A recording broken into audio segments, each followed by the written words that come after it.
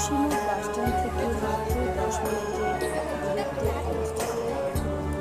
দেবভূমির অন্যান্য মন্দিরের মতনই এই মন্দিরটিরও স্থাপন ইতিহাস নিয়ে দ্বিমত আছে। পৌরাণিক মতে পাণ্ডবরা স্বর্গরোহিণীর পথে যাওয়ার সময় এই মন্দিরটি প্রতিষ্ঠা করেছিলেন। আবার অন্য মতে আদিগুরু শঙ্করাচার্য অষ্টম শতকে এই মন্দিরটি নির্মাণ করেন। মন্দিরটিতে বিষ্ণুর চতুর্থ অবতার নৃসিংহ রূপ পূজিত হয়।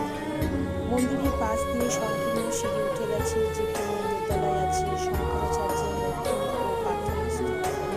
মন্দিরটির বিশালত্ব মন্দিরটিকে আকর্ষণীয় করে তুলেছে।